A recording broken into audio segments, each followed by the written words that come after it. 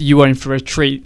I have interviewed a professional architect managing his own firm. He bought the reMarkable 2 to manage the ever-increasing data coming in from different streams so that he could progress his company further. This interview actually turns into a masterclass about how to actually get things done. If you are a professional and have struggling to deal with the incoming data, events, emails, voicemails, this is the interview for you. Sit back, put your headphones on, watch, have your notes, listen, and read the description.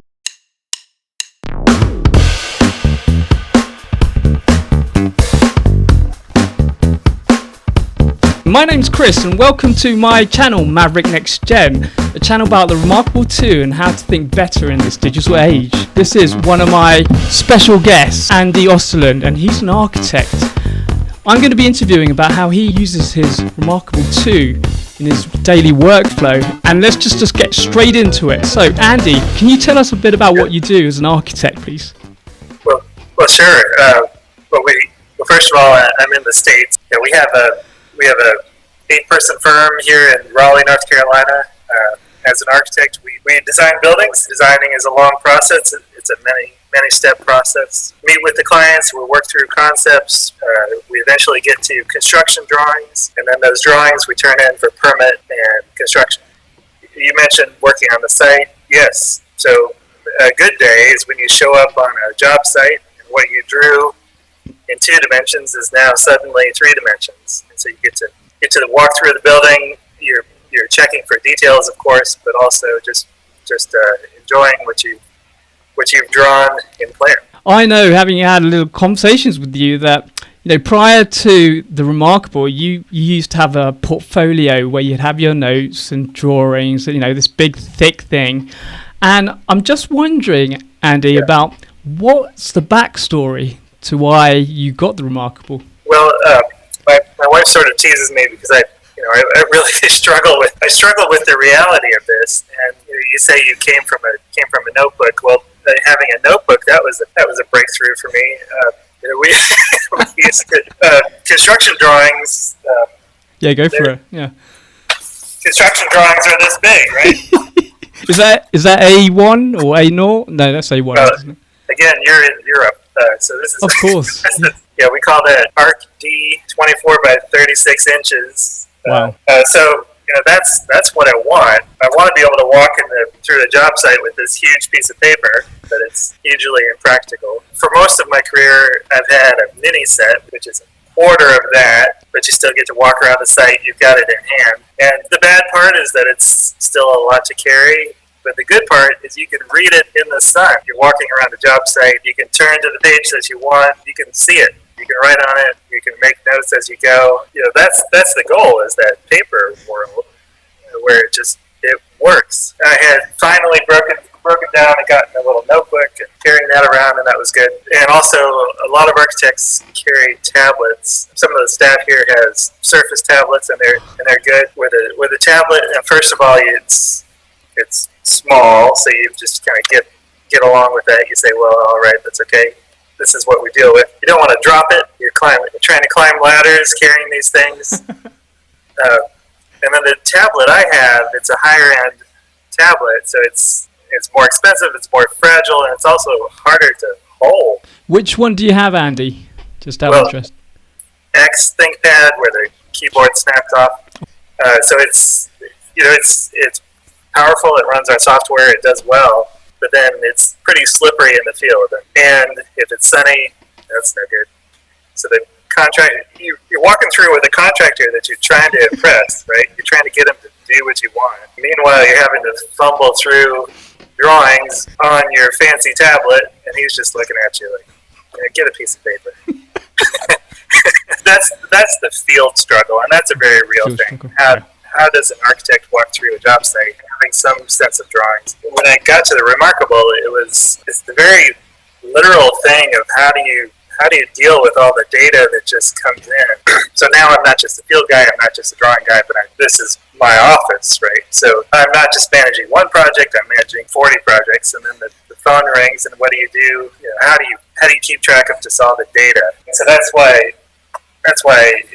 I finally broke down, instead of scribbling notes all over my desk, I got a notebook. And then I started seeing ads for the reMarkable and just how smooth that was going to be, and maybe this could solve all my problems, and I could have drawings on the tablet. I was just getting buried in scraps of paper. That was getting embarrassing. Even if you walk into one meeting, and you have all the scraps of paper from the last meeting, and you haven't filed still in the same place. Yes. And that's no good. And then even our office manager, I would say, here's my notes from the meeting. Can you scan these in? She was giving me faces. And, all right. So all that broke down. I needed more technology, which of course I enjoy. Finding a new tool that's going to do the job. It's been great. When did you get your reMarkable? How long have you had it for? Okay. True confession, I've had it about a month. So I still feel like a rookie here. Wow. Before getting this, I signed up for the Reddit channel. I track all those guys, and I watch your show. You've been a huge help. So it sounds very much like you had to do the research, and it wasn't, for me, it was an emotional buy. I certainly did. I have a fancy laptop, so why isn't this good enough for me? In terms of competition, in terms of the reMarkable, was there any other options that you thought, I could have gone for that? I flipped through those a little bit. The reMarkable is great about advertising. So, it was famously in my feed for a month. They're picking at me, but honestly, that matters. And one part about advertising is that it proves that you're committed to the long-term product. It's an investment, but all of a sudden you've got this dialogue with your customers. I needed something with some track record. I want this to be on my desk for a long time. After I kind of made the decision to go this way, it was only then that I discovered there are other brands of unique things. Yeah. I was a little bit drawn to the Sony one. Sony has always done great products for generations. Yeah, the engineering is superb. I suppose long and short of it was like, yep, the reMarkable 2, they pinpointed me and they gave me some ads, so I just went for it. And actually, you're enjoying having it. Oh, absolutely. Very much. Now, what's interesting, Andy, is that you've actually done a lot in that month. You seem to accelerated in a month, and I'm just having a look at what you just said. The amount of information that's coming in. Tell us about how you have structured your workflow in your reMarkable to manage, I suppose you were saying like 40 clients or projects or whatever. Walk us through. Well, thanks for the question. I do want to talk about that. That's something I feel like I want to share. So you're in business, start to talk about things like the market swings and pandemic. I came over there too, right? We're still living it. Worldwide pandemic. I'm always worried about the market crashing or how to find work. And then the pandemic comes through. Spent last year just trying to figure out what was going on. There wasn't that swarm of data coming in. Everybody was at home. We were all kind of chill. Worried about important things. And then it's what we hoped would happen. The faucet turned back on. All of a sudden, all this work we've been waiting for, and I'm very thankful for this, but all of a sudden the phone is ringing, and all the people you haven't heard from for 2 years are now back in your market. I literally feel like it's more coming in. It's, not just saying workflow, but it's just more data coming in. It's a new environment. Maybe we don't want to go right back to work the way we did 2 years ago. Absolutely, yeah. And so it's a lot of restructuring, a lot of brainstorming, a lot of new workflows. So, Chris, to answer your question, whenever I hit those kind of world-changing moments, I go buy a new book, read a new business book. Somebody's got to know how to manage the world. Jumped into David Allen's Getting Things Done. Everybody, David Allen, Getting Things Done. It had been recommended to me by a business coach and a few other people. I got the book, so I'm in the middle of crossfires, right? So I just dove right into the book. I read the 400 pages, and it's got all the theory, it's got everything in it. But I was just looking for how do I get what's the deal here? How do I get this done? So he's got his flow chart. Ooh. So that's right out of the book. And some people say that's all you need in the book is this flow chart. Really appreciate and has been helpful to me about this Getting Things Done. It is not high level stuff. It's straight workflow. What do you do when the phone rings? And the first thing, this is so basic, but the first thing is you write it down. Yes. So, Everybody, this is going to probably be the most genuine tip ever. Get it down on, not actually on paper, but okay. So that gets back to last year's problems of scraps of paper everywhere, which gets down to now I've got this. I had the paper notebook, and that was okay, and then now I've got the reMarkable, and it has the button for a quick sheet, which is exactly you use the quick sheet. Oh, come on. Everyone, okay, sorry, listeners, viewers out there, we have a genuine use case for someone who embraces this is the quick sheet. Well, so I'm going to tell you my sweet little process, but go on, yeah. The quick sheet is the scrap of paper, right? Brilliant. So, as it was designed for, the quick sheet. Absolutely, and it's cool. You can be on any screen in this thing, and the quick sheet button is on top. Right. Which is exactly where I am, because what happens is I'm working on a thing. Somebody comes to my desk. I deal with that.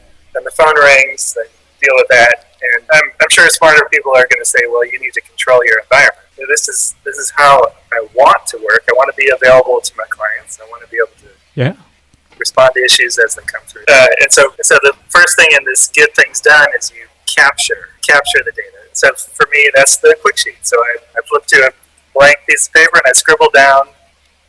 I literally scribble down what happened on the phone, and then I have it captured. You ready for step 2? Absolutely. Before you do that, Andy, do you on your quick sheets have a format that you do, like client name? I suppose what I'm alluding to, is there a template that you would like to see in the quick sheets kind of thing, or do you just scribble? What do you do? Okay, well, that's a fair question. Often I can't think fast enough to get to the right template and the right format. A client calls on the phone, I'm already a little nervous. Is he happy? Is he not happy? Is he going to tell me something new or bad or good? I just have to respond to what's happening on the phone. Right. Yes, I've been through a lot of these systems, and so in the past, and by the past I mean 2 months ago, I would think, okay, well, what notebook am I putting this data in? Am I going to put it on this, in my OneNote? So I've got a computer. Do I put it on the computer? Do I write it down? Where's my nearest scrap of paper? This gives me the freedom to not have to do that. Yes, I kind of have a pattern, like I'll put the date and the name on the top right corner, just as if it's a blank piece of paper. Yeah. Sometimes I don't even get to that part until after I hang up the phone, right? Yeah. So you scribble down what they're worried about, what the important thing is, what did I promise them I was going to do? You write it down, and then for the file, then I write the date and who I talked to and what project it was related to. So with your flow, I get, it's like, oh, client's called, I must note everything down. Do you make the conscious effort after the call to review and summarize, or do you leave it to the end of the day to put it in the file? And this is important, and this is there's some confession here about. So one good thing here is I don't have to cure myself first. What if the phone rings twice in a row? So best thing is I scribble down the note and I put the guy's name on it. Yes. And I file it. But what if I don't get there? Yeah. Now I've got the reMarkable. I flip to the next quick sheet. And I can answer the next phone call. Yeah. I can roll with data as it comes in, and that's cool. That's been a breakthrough to me. And the get things done system allows for that. It's like, this is okay. It's all right. It's okay. Because there's a step 2. Cues. Step 2. Okay, so first thing is capture. The data's flying at you, you capture it. Step 2 is the inbox. Inboxes have been on desks for probably 1,000 years, but this is why we have an inbox. So you capture it and then you move it into the inbox. When I had a paper notebook, I would rip out the page, put it in the inbox. Literally. That alone is a break through them, and that's great. That's exactly how you do It this. works. It does work, Right. yeah. On the reMarkable, I have a way to show this to people, but on the reMarkable, what you do is you scribble down your quick sheet, either, depending on what mood I'm in, I suppose, either I email that page to myself, email it to either me or my office manager to file. Now, just quickly, do you convert to text? No. No, I learned that a long time ago. So I was working for a guy, and he asked me to write him a report. I wrote my notes by hand on a piece of notebook paper. And then I talked to him, and I said, okay, so I'll type this in. And he said, no, it's done. What? I can read this. You're done. Do the next thing, which is great advice. Your handwriting's fine. You can read it. Brilliant. If it wasn't reMarkable, and I tell the whole staff, do not leave paper on your desk. I don't want it transcribed. You don't have to do anything to it, but we have to keep it. Yeah. So scan it in. Well, the funny thing is now the young staff, they say scan it in. Yeah. But I have a phone for that. But yeah, so you got to get it in the filing system. I don't care what format it's in. Sure. I don't want you to rewrite it. We don't have time for That's that. perfect. So convert to text? No, I mean it's It's redundant. yeah. Well, first it takes a second, right? Yeah. Well, it's Second, That's second is probably going to transcribe it wrong. Yeah. That's And third, I mean, reMarkable does great. no. Sorry, reMarkable. You are. Yeah, It is it's great. better than anything else out there. But and then step 3 is I argue that my writing is probably better Wow. than it was with pen and paper, where I would scribble things out. Now I have an eraser. Oh, Now, which pen did you get? Just the The regular. regular one. Yeah. 'cause that one's $50 more that you have. I'll just quickly jump in. How have you found your writing experience with the pen that you've got? Is there anything you can add to it? This is an easy answer. It's wonderful. It's fantastic. Brilliant. The responsiveness is great. There's one caveat I have to say. Okay. Especially during the pandemic, I mean, even in school, but I was into fountain pens. The pushback as an architect, as a designer, as somebody who learned to draw on paper, is that a device can't take away from my craft. And it's only with this generation of laptop and now even this generation of notebook that I feel like the computer's not in the way of me just drawing. I have to be able to write well. I have to be able to draw. I have to be able to communicate, as my profession always has. So a device cannot get in the way of that. So I do miss having real pen and ink in a meeting. So I'm kind of working through that. Interesting that you said about your craft and drawing. You posted a comment on, I think it was, which video was it? How to change your nib. Yes. And I was like, a person who actually draws in their job. I was so excited because I was thinking, what does he mean about rotating? Because you asked the question, how do you know when to change your nib? Right. And I was like going, I've got to make this really concise. You have a pack that came with yours. Yeah. How many have you got through? Okay, so I'm on my second one. Okay, that's not too bad, yeah. I think it's between 3 and 5 weeks. That's what they recommend. Right. I finally got to the point where it was skipping. Yeah, skipping. And it was putting marks on the page that I didn't intend. Yeah. When the reMarkable came out, I was like, well, it's got 4,096 levels of pressure. It's got all this grey scale, blah, blah, blah. Yeah. But from a person who, as you said, it's part of your craft where you need to draw things, how has it transitioned to the reMarkable in terms of a paper drawing replacement? It's like writing. And I'm not. And we talked to our staff about this. You're not doing a pretty picture. So it's more about lines and line weights. And having every line black is okay. Except I do want a red pen for the future. Yes. For You hear the that, future. reMarkable? Red colour, please.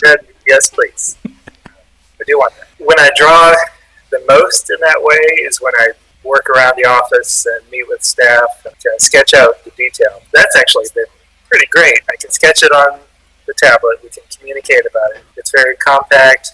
We're just on their desk and it's good. And then I can email it to them. Yeah. It's pretty sweet. It works really well. And in terms of you keeping the drawing in some sort of, I suppose, an organized mechanism, do you put it in a folder or do you just email and can you deal with it, please, someone? So step 1 is capture. Step 2 is put it in the inbox. And then step 3 is you figure out what to do with it. Yes, we have a great filing system for the office. With the getting things done, what you do is you have a moment when you get to the inbox. And so you're scribbling things down all day, and then at the end of the day or the beginning of the day, you go through the inboxes, and that's when you file things. That's when you. And then with the filing aspect, since you've put it in the inbox, does that mean the workflow has left your reMarkable? No. So there's 2 parts to this. Usually, when you think about devices, you're so worried about syncing things. You don't want things to be in 6 different devices. They all have to go to the same space. The reMarkable takes a much more passive approach to syncing. And it does go to the cloud, and that's good even just as a backup. It's actually fairly rare that I draw something here that I must preserve. It's more about this workflow, workflow of the information, my to-do lists, getting things done. One thing that this book has is many lists. That's how you manage your world. Lists of lists, yeah. Yes. Well, actually, yes. And interesting, how have you embraced it? Has it been hard? What was your journey like? Because I know certainly for me, right, I've never really done lists in my life, and I know it's important now. You read one book and it says real professionals don't use lists. If you're really an entrepreneur, if you're really changing the world, you don't have lists. But on the other hand, when I tell my staff what to do and they don't write it down, I know they're going to forget. And I know myself is that I have to write it down. I mean, this is something I had to do. I dove in deep. I dove in all the way. I've got every list that David Allen says I should have. Go to your inbox. And the truth is you have a whole bunch of inboxes. Yeah. You have your voicemail, you have your email, you have the inbox that I've created on the reMarkable. I even have one on my desk. You go to your inbox, you pick out the next action, so that goes on a list. So I have a list of, right now it's down to just 2 pages on the reMarkable, but I have, 40, 50 things to do. These are the next action. You don't just dump them all on your calendar saying, I'm going to do them all today. You make all these lists, right? So you've got your next action list, you've got your someday list of, I don't know when I'm going to do this, but it's a good idea. Agendas. It's been great. It just freed my mind. I told my wife I had sort of a dream after I dove into the getting things done plus the reMarkable dream where my brain was just empty. Freedom. I really felt that way. I came from, there's just too much coming in and I don't know what to do with it, to I've got all this where it is and I can see it. It's not in my head. I make lists on the reMarkable for all the staff. I've got one for everybody on the staff that I talk to. They're like, there's too many lists here, Andy. Yes. But it's okay. Yes. It's all out of my brain. That's just what I want. And I suppose, I'm sure that's one of the criticisms of getting things done. That you just have too many lists. I mean, I don't feel that way. I think the workflow works, and having this device is ideal for tracking 1,000 lists. And in terms of, the reMarkable comes with templates out of the box. Yes. I'm going to say, you have lots of lists. Yes. Do you have a template that you use for it? Yeah, okay. That's good. So that's probably one of those niche questions. What is your favorite reMarkable template? The checklist one, the one with boxes on the left, that's great. Yeah. But I've sort of been evolving just to the college ruled, where it's just lines on paper. To be fair, that's what I do. I mean, I'm not sure if you've seen some of my videos, but I have customized it just to suit my workflow. But generally lines, that's practically what I do, and a lot of other people do because they just want to write. Exactly. And even the blank screen is kind of great. can scribble. And for me, I need to draw. Yeah.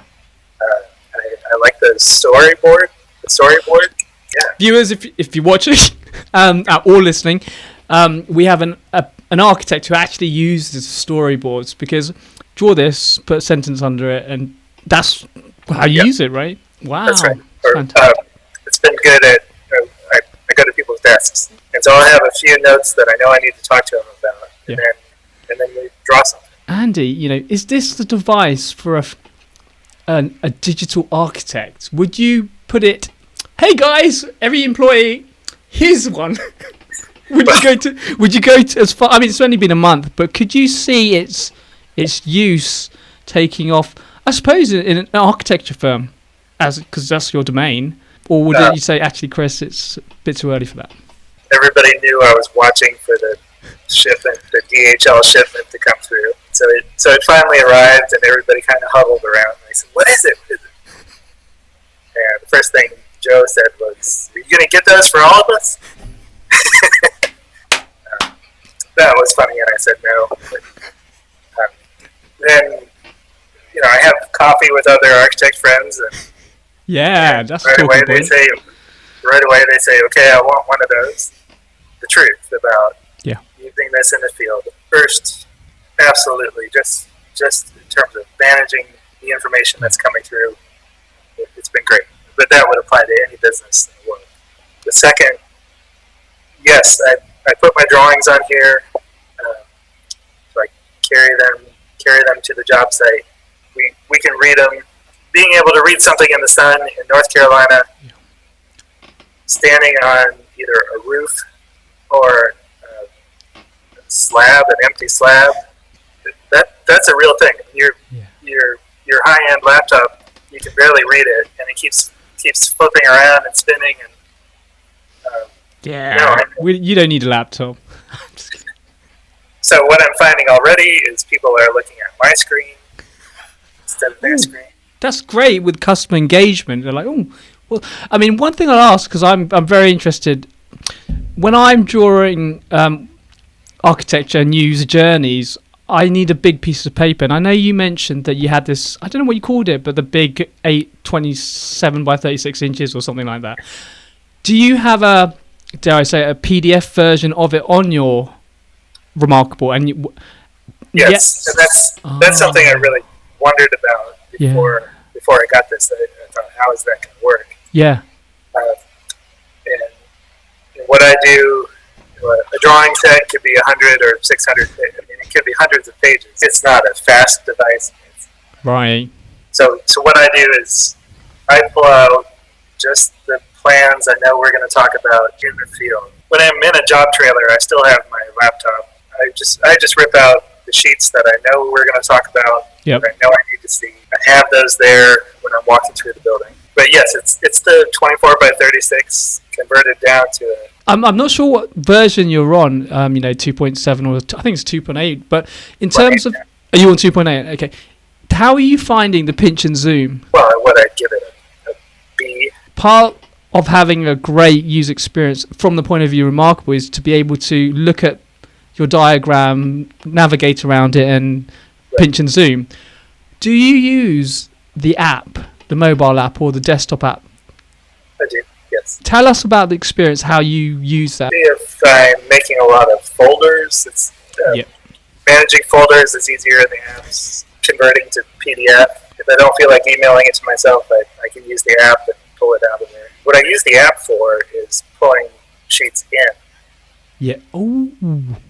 So that works really well. So I'm at my desk.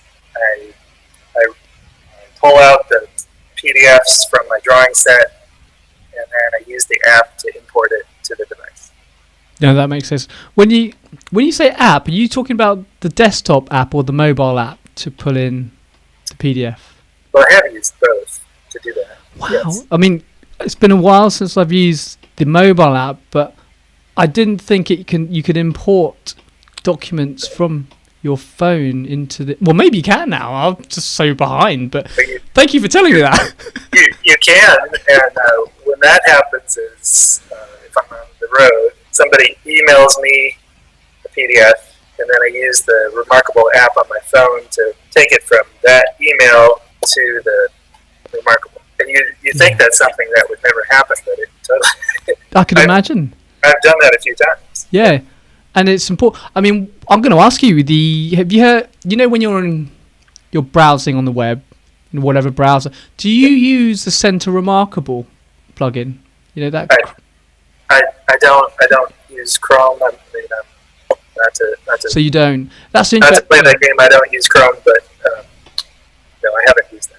Oh, that's okay. I mean, it's one of those. I use it because when you're, suppose, researching, if you do on the web and you want to send it to reMarkable, it's just a click away. I don't read a lot of white papers or that kind of thing. Oh, okay. So I rarely have to do that. I'm more likely to be researching something on the web and then scribble down a note about what I'm learning. Yeah. Well, that's fantastic. I'm just wondering. We've gone through step 1, data in. We've put it in inbox, and then processing. Is what happens after that? Or how many steps are there in this Dave Allen thing? Oh well, it's a flowchart. Ah, right, because you described it as a step. Should we continue? So once you've organised it, you've sent it to people. What comes next in that? So you decide, is this actionable or not? And if it's not actionable, you file it away. And close the door. Yes. Nice.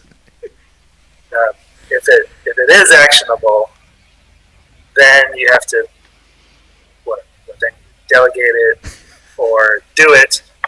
One of his rules is if it's going to take you 2 minutes, you just need to do it. That's his cutoff. It's 2 minutes. Or you move it to your next actions list, which I have on the reMarkable, which is prime time, front page, is the next action list. Yeah. Write it down. I used to tell people, oh, that's on my list, but I didn't really have a list. And now, it was all in my head. And now I actually have a list. Now I actually have in the reMarkable. On my reMarkable. It's fantastic. Wow. Now that is truly transformational, and I think I appreciate and share your happiness when you say it is. When you write it down, it feels like a load comes out off your shoulders because it's now there, visible, and you can talk to people about it. It's a lot of that is the nature of professional consulting. That's one of the services that we offer to the world, is that we can take their ideas that they don't know how to handle, and we can handle it. Yeah. We can help them get where they're trying to go. Yeah. But then we have to remember to do that for ourselves as well. Correct. And I think for me, recognizing over this past 1.5 years about COVID is that what I'm getting at is well-being. In terms of, like you said, the sheer volume, it's kind of obvious that now that you're working from home, you can't just kind of have those coffee breaks and talk. What I mean by that is you're constantly feeling like the need to have to work, and you need to manage that time better. Yes. You just feel like you're working 24/7 almost, and you need to switch off. And what's nice about the reMarkable is that, okay, I'm just going to brain dump that, and I can switch off for the day and then come back to it. It's also, you have to go home. The best thing I heard the last week or so was you can't work all the time. You have other things to do. I used to think I had to finish something before I could go home, and that was okay, and I could get certain things done that way. Well, number one, I started going home later and later. That doesn't work. I can tend to operate that way, but the family doesn't appreciate it. Dinner's cold, and it's bad news. More than that, I want to be moving toward things that I can't finish in one day. I want to be pursuing bigger work. And so to do that, the two ways to handle that are, one, you break it down into bite-sized pieces. Right. Which, as a designer, I don't know what all the bites are until I get there. So that advice has never really worked for me. I know certain workflow things about how to break this up, but I don't know how deep the hole is until I jump in it. What I wanted to say there was what I've learned with the reMarkable and with the action lists is I'm learning how to bookmark. Ooh, how do you do that? Which is really well. First of all, it's a metaphor. It's not a button. That's why, because I'm not sure if you've seen my other video about I put a DDVK hack on, they call it, and that's actually got a button. So please tell us, the viewers out there, he's got a metaphorical bookmark which he's going to share with us. This is fantastic. All right, my next action list. Oh, here you go. He's sharing it with us, guys. So these are the actual next actions. Don't plagiarize or whatever. But, so, I'm working through the list, and something I've always struggled with is that there are big things and there are small things. I have always struggled with this, that there are 17 urgent things that are going to take me, they're going to take 20 minutes each. So I can spend my day collecting urgent things to do, but then I never get around to, I actually have to design a whole building. I have to invent something gargantuan, and that's going to take me a month, and I can never fit that in because I'm doing all the other things. And I've always struggled with that and gotten behind on deadlines because of that. And so now, like this line item, that takes a lot of time. It's a multi-day event, and so I draw a little bookmark. I draw a little bookmark there when I go home. I see. That's great. Yeah. So I'm trying to embrace that yes, I can still go home even though this line item is not finished. Pick it up tomorrow. Let's just say you do finish it, because everyone out there, the whole point of the list is that you can cross it off. Oh yeah. Okay. So here's my thing, and these are all things that are only on your mark. If I scribble it out, then I've got a messy page, and if I'm in a hurry, I can do that. But usually, when you finish something, it's a moment of celebration. Right. So right. You take the time, and I do enjoy erasing.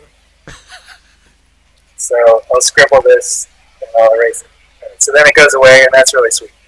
But then the best part is, like, if I finish this one, so that goes away. Now there's a hole. Yeah. And so you say, well, this takes too much time, and it does, but just this is all about celebrating you finish something. And now I take all of it, and I shove it up. And it's awesome. Yeah. I have to say, that is one of the most priceless features of, well, it's not just, I suppose, reMarkable, but the digital notebook is that you can cut and paste. I'm going to do another video, guys, just out there. The cut facility is amazingly accurate. You can draw some really complex stuff, and it will just pick it up. It's really good. It's amazing, isn't it? Yeah. So I appreciate, and everyone out there, what Andy has just said to you. It is a celebratory moment where you can actually cross or clear off that action that you do, because it means you've done it. Yeah. So it's your intention with your lists to make it clear, because I'm using Ryder Carroll's bullet journal methodology, and it tracks your past, present, future, but I put a cross by it. Is David Allen's or your kind of vision to, like, make sure all your list is completely blank, so you're like, yay, got nothing else to do? I realize this, and I talk about it. If my list is blank, it means I'm out of business. Okay, so you don't want to be doing that. So I never want that to happen. Like we had that conversation with our staff the other day. I said, there's this big thing you're not getting done. What are you going to do? He said, well, I'm just waiting for all my other stuff to clear up. I said, if I do my job, you'll never run out of things to do. So that turns into a time management conversation, prioritization, and how do you handle two things coming in at the same time? How do you do that? So that's something we try to teach ourselves and teach our staff. How do you manage multiple projects? I was going to say, does Dave Allen talk about that in his book? Very much. Very much. I might just go and buy it after this interview. Are you kidding? He has a whole section on projects. Like, that's sweet. That's over here. No, honestly, Andy, So far, just talking to you has been a breath of fresh air, because I, like yourself, an architect in a different field, there's just so much going on. And if there's anything that, I recognise from fellow colleague who goes, this has worked for me, I'm game if it can help me. And this is part of why I'm doing my channel, because opening up to people like you who have actually used it in their fields and go, yes. Okay, so this is my question to you, for the viewers out there. Andy, if I came to you today and took away your reMarkable and never gave it back to you, would you be sad? I would be sad. This has worked better than anything I've ever used. The technology has reached this point where we can write on a screen and forget that it's a screen. We're here. We've arrived. This is what we wanted to happen. We always want more.